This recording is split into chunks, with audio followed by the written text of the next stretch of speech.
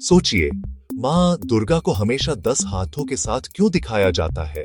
क्या ये सिर्फ शक्ति का प्रतीक है या इसके पीछे कोई गहरा आध्यात्मिक अर्थ छुपा है? आज हम समझेंगे माँ दुर्गा के 10 हाथों का असली मतलब और ये हमारे जीवन से कैसे जुड़े हैं। हिंदू परंपरा में माँ दुर्गा शक्ति का स्वरूप मानी जाती है।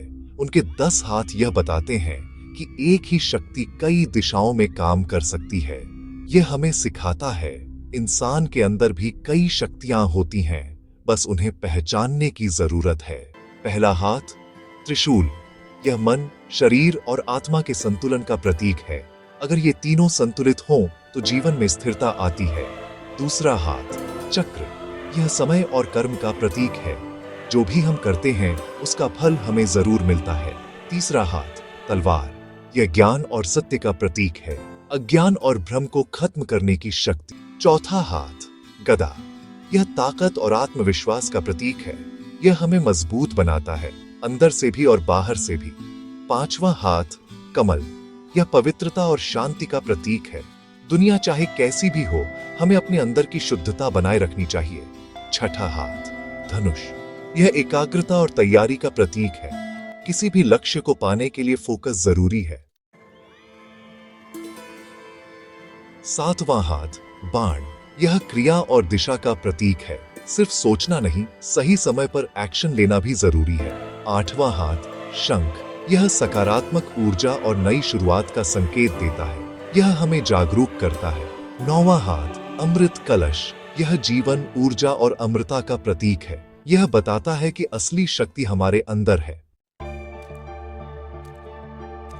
10वां हाथ अभय मुद्रा। यह सुरक्षा और विश्वास का प्रतीक है।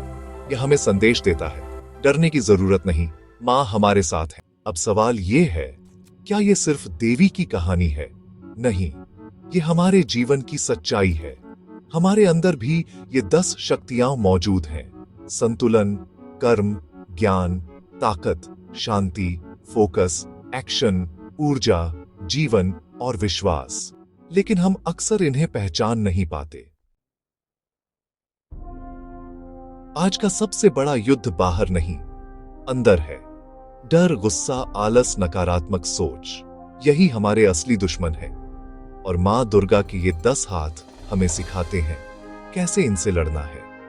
जब आप अपने मन को नियंत्रित करते हैं, आप त्रिशूल का उपयोग कर रहे होते हैं। जब आप सही कर्म करते हैं, आप चक्र को समझ रहे होते हैं। जब आप सच का साथ देते हैं, आप तलवार उठा रहे होते हैं। इसका मतलब यह है कि मां दुर्गा कहीं बाहर नहीं है, वो हमारे अंदर ही है। अगर हम इन 10 शक्तियों को अपने जीवन में लागू कर लें, तो हम किसी भी मुश्किल को जीत सकते हैं। तो अगली बार जब आप मां दुर्गा की मूर्ति देखें, तो सिर्फ पूजा न करें, बल्कि समझें कि वो आपको क्या सिखा रही है।